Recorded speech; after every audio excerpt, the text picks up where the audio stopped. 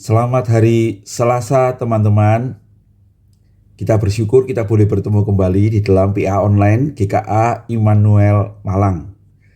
Hari ini kita akan meneruskan pembahasan kita dari Matius pasal 24. Setelah yang lalu saya membahas dari ayat 1 sampai 31 secara keseluruhan, maka beberapa minggu ini kita akan bahas beberapa detailnya ya. Hari ini saya ingin bahas tentang Bait Allah yang kita baca bersama-sama dari Matius 24 ayat 1 dan 2. Demikian firman Tuhan. Sesudah itu Yesus keluar dari Bait Allah, lalu pergi. Maka datanglah murid-muridnya dan menunjuk kepada bangunan-bangunan Bait Allah. Ia berkata kepada mereka, "Kamu melihat semuanya itu? Aku berkata kepadamu, sesungguhnya tidak satu batu pun di sini akan dibiarkan terletak di atas batu yang lain. Semuanya akan diruntuhkan." Mari kita berdoa sebelum kita merenungkan firman Tuhan. Bapak, terima kasih kami boleh bertemu kembali untuk kembali belajar kebenaran firman-Mu. Tuntunlah kami supaya melalui kebenaran itu kami mengerti akan bagaimana kami mesti hidup, dan biarlah Engkau sendiri akan menolong kami, bukan hanya menjadi orang yang mengenal firman Tuhan, tetapi sungguh melakukannya di dalam hidup kami. Berkatilah waktu ini Tuhan, demi Yesus Juru Selamat kami yang hidup, kami berdoa dan mohon tuntunan. Amin. Nah, saudara-saudara sekalian, pasal 24-25 itu adalah bagian dari bicara tentang akhir zaman yang Tuhan Yesus sampaikan ketika ia keluar dari Bait Allah pada beberapa hari sebelum penyalibannya itu ya, pada hari Rabu kalau menurut catatan, sehari sebelum mereka makan Paskah. Dikatakan di ayat 1 itu, Yesus keluar dari Bait Allah. Ini mungkin sore hari saat matahari sudah turun, dan kalau kita membaca di dalam ayat yang ketiga, mereka itu keluar dari Bait Allah untuk menuju ke Bukit Zaitun ya, Bukit Zaitun. Ketika Tuhan Yesus dan murid-murid itu keluar dari Bait Allah, sambil mereka keluar itu murid-murid itu mengagumi betapa hebatnya Bait Allah itu ya. Dikatakan mereka menunjuk kepada bangunan-bangunan Bait Allah ya. Nah, saudara-saudara, Bait Allah itu pertama kali dibangun oleh Salomo pada tahun 957 sebelum Masehi. Jadi kira-kira itu 1000 tahun sebelum zaman Tuhan Yesus. Di dalam 1 Raja-Raja pasal 6 dikatakan Salomo membangun Bait Allah itu selama 7 tahun ya. Selama 7 tahun dia membangun Bait Allah bagi Tuhan dengan sangat megah, dengan kayu-kayu aras dari Libanon yang dilapisi dengan emas ya. Sebuah Bait Allah yang seperti ini. Nah, Bait Allah ini saudara-saudara katanya menjadi kebanggaan yang luar biasa bagi orang Israel. Tidak ada bangunan yang seperti ini. Bait Allah yang pertama ini terbuat dari kayu-kayu ya. Tahun 587 sebelum Masehi, ketika orang-orang Yehuda itu dibuang ke Babel, Bait Allah ini kemudian menjadi rusak, ya, menjadi runtuh karena dijarah, emas-emasnya diambil, perkakasnya dibawa ke Babel, dan kemudian Bait Allah ini rusak, saudara-saudara sekalian. Itu tahun 587 sebelum Masehi. Dan 70 tahun kira-kira setelah itu, ketika orang-orang Israel kembali dari pembuangan tahun 515 sebelum Masehi, Bait Allah itu kemudian mulai didirikan kembali oleh Zerubabel ya, diperbaiki. Memang saudara-saudara, katanya Bait Allah yang kedua ini tidak sehebat Bait Allah yang pertama, tetapi itu sungguh membuat Israel itu kembali dipulihkan dan mereka kembali mempunyai rumah Tuhan, tempat mereka bisa menyembah. Nah, saudara, Bait Allah ini kemudian dipelihara sampai tahun 20 sebelum Masehi. Herodes itu ketika menjadi penguasa di Yerusalem atas dukungan dari Kaisar Romawi, kemudian membangun Bait Allah ini kembali ya. Dan pembangunan yang dilakukan Herodes ini bukan cuma membangun bait Allahnya itu sendiri, tetapi juga kemudian meluaskan daerahnya, ya. Katanya pembangunan bait Allah oleh Herodes ini sangat hebat. Dia tidak lagi menggunakan kayu-kayu, tetapi dia menggunakan batu-batu, ya, batu-batu yang berharga, katanya batu-batu marmer yang dibawa untuk ditaruh di situ. Saudara-saudara, menurut catatan William Barclay, bait Allah yang dibuat dari marmer putih, ya, dibuat dari marmer putih. Saudara bisa bayangkan murid-murid sedang keluar pada sore hari, ya. Dan kalau bait Allah itu kena sinar matahari sore, maka marmer putih itu seperti berkilau, ya. Dan katanya di beberapa bagian itu dilapis emas. Herodes membangunnya secara besar-besaran karena dia mau menarik hati orang-orang Yahudi supaya mendukung dia.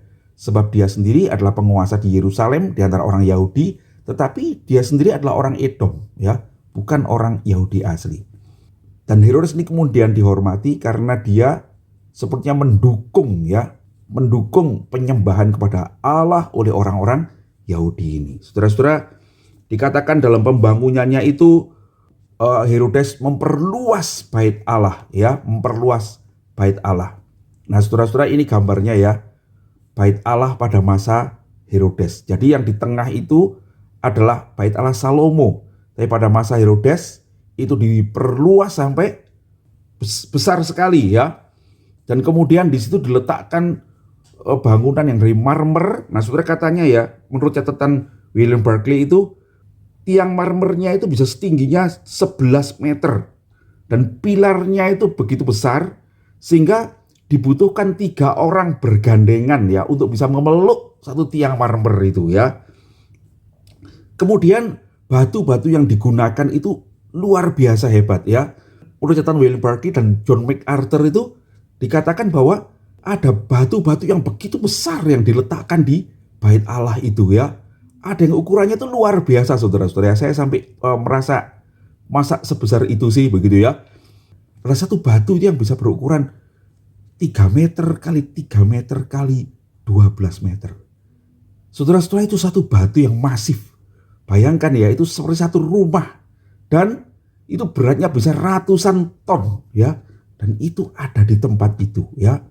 Dan ada beberapa batu yang lain tuh ukurannya katanya 6-12 meter. Nah, saudara-saudara sekalian, sehingga katanya kalau waktu itu kalau mereka datang ke bait Allah, sebetulnya mereka menemukan sebuah keajaiban arsitektur dan bangunan yang ada di Yerusalem itu. Nah, saudara-saudara bisa bayangkan, ya, orang-orang Galilea ini adalah orang-orang yang hidup di kampung, di desa-desa nelayan, dan orang-orang ini setiap kali berziarah ke Yerusalem, mereka menemukan bangunan yang tidak pernah mereka bisa bayangkan di desa mereka. Itu sebabnya, ya, ketika mereka keluar dari bait Allah itu, murid-murid itu menunjuk pada bait Allah itu. Menunjuknya bagaimana, saudara? Menunjuk dengan terkagum-kagum, ya, terkagum-kagum karena kehebatan bait Allah itu. Tetapi ketika murid-murid itu menunjuk bait Allah dengan terkagum-kagum, Tuhan Yesus mengatakan begini, ya, kamu melihat semuanya ini, aku berkata kepadamu, sesungguhnya tidak ada satu batu pun di sini yang akan dibiarkan terletak di atas batu yang lain. Semuanya ini akan diruntuhkan. Saudara-saudara sekalian, Tuhan Yesus mengatakan bahwa ada waktunya bahwa bangunan yang luar biasa ini akan dihancurkan sama sekali. Tidak ada satu batu pun yang terletak di atas batu yang lain. Saudara-saudara sekalian, pada tahun 70 betul-betul kemudian bait Allah itu dihancurkan oleh jenderal Romawi yang bernama Titus. Dia menghancurkan bangunan utama itu sehingga tidak ada lagi. Dan yang tersisa dari bait Allah itu sampai hari ini adalah tembok barat itu, ya. Tembok barat yang sampai sekarang menjadi pusat orang-orang Yahudi untuk berdoa, dan mereka melakukan ibadahnya di tembok barat itu. Kemana bangunan utamanya? Katanya di tempat bangunan utama itu sekarang sudah berdiri Masjid Al-Aqsa itu ya. Dan orang-orang Yahudi ada di tembok barat yang sebetulnya adalah tembok luar ya, tembok luar dari Bait Allah itu, dengan mengharapkan suatu hari mereka akan membangun kembali Bait Allah itu. Saudara-saudara, apa yang bisa kita pelajari dari PA kita pada hari ini? Saudara sekalian, firman Tuhan hari ini memberitahukan kepada kita yang pertama, sungguh Bait Allah itu sesungguhnya bukanlah dari manusia, tetapi dari Tuhan. Siapakah Bait Allah sungguhnya bagi kita? Yaitu Yesus Kristus sendiri ya. Tuhan Yesus itu mengatakan, runtuhkanlah Bait Allah ini dan aku akan membangunkannya kembali dalam 3 hari. Saudara-saudara sekalian, murid-murid tidak mengerti pada waktu itu, tapi kemudian setelah Tuhan Yesus bangkit dan Injil diberitakan, mereka baru mengerti. Yang dimaksud oleh Tuhan Yesus adalah dirinya sendiri. Dialah Bait Allah bagi kita. Apa artinya Bait Allah bagi kita? Saudara-saudara, ketika Musa naik Gunung Horeb, orang-orang Israel itu menerima 2 hal. Yang pertama, mereka menerima hukum Taurat. Yang kedua, Musa itu mendapatkan gambar Bait Allah dari Tuhan sendiri. Tuhan mengizinkan Musa melihat Bait Allah dalam gambaran ya tentunya, saudara-saudara. Dan ketika Musa turun dari Gunung Horeb, kemudian dia memberitahukan hukum Taurat untuk dilakukan, tetapi kemudian dia juga membangun kemah suci, yaitu Bait Allah yang pertama itu ya. Nah, saudara-saudara, hukum Taurat itu memberitahukan bagaimana kita harus hidup sebagai umat Allah ya. Tetapi Tuhan juga menjadikan bait suci karena Tuhan tahu tidak ada orang yang bisa melakukan hukum Taurat itu. Dan kalau mereka tidak bisa melakukan hukum Taurat, mereka harus meminta ampun pada Tuhan dengan memberikan korban. Dan korban itu diberikan di bait suci. Bait suci itu adalah tempat keselamatan, tempat manusia diampuni, tempat manusia beroleh kembali kasih Allah. Saudara-saudara sekalian, itu adalah gambaran dari Tuhan Yesus sendiri ya. Yesuslah juru selamat itu. Taurat itu adalah tuntunan kita untuk mengenal apa yang Tuhan kehendaki. Tetapi kita bukan cuma membutuhkan tuntunan, tetapi sesungguhnya kita juga membutuhkan juru selamat. Di mana oleh anugerah Allah, oleh kasih karunia Allah, oleh pengorbanan Tuhan Yesus Kristus, kita ini beroleh keselamatan.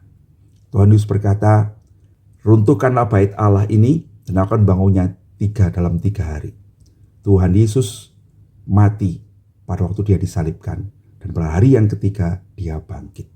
Sesungguhnya Bait Allah di Yerusalem itu sudah diruntuhkan, tetapi Bait Allah yang sejati itu sesungguhnya hidup selama-lamanya sampai hari ini menjadi tempat kita beroleh keselamatan. Saudara-saudara, itulah Yesus Kristus Tuhan kita. Yang kedua, saudara-saudara, apa yang dikatakan Tuhan Yesus ini sekali lagi menunjukkan kebenaran bahwa dialah Tuhan. Dia yang mempunyai bait itu. Dia yang tahu masa depan. Tidak ada seorang pun yang bisa membayangkan bahwa Bait Allah yang luar biasa megah itu akan hancur. Ketika Tuhan Yesus mengatakan seperti ini, pasti murid-murid itu ternganga. Masa ya? Itu sebabnya nanti murid-murid itu berkata di Bukit Zaitun tuh, Tuhan, kapan hal itu akan terjadi? Tetapi saudara-saudara, hari ini apa yang dikatakan Tuhan itu sungguh terjadi ya. 40 tahun setelah Tuhan Yesus disalibkan, setelah Injil ditulis, setelah gereja berdiri, maka Bait Allah buatan manusia itu diruntuhkan sampai hari ini. Saudara-saudara sekalian, ini memberitahukan kepada kita, Yesus Kristus itulah Tuhan yang tahu masa depan kita. Yesus Kristus itulah Tuhan yang menjadi pusat dari gereja. Hari ini pun kita mempunyai gedung gereja. Marilah kita menyadari, gereja itu bukan gedungnya, tetapi orangnya. Karena itu mari kita saling mengasihi, hidup sebagai umat Tuhan dimanapun kita berada. Sesungguhnya gereja itu adalah tubuh Kristus itu sendiri. Dan saya ingin mengajak saudara-saudara karena itu kita saling mengasihi sebagai orang percaya. Dari gereja manapun juga.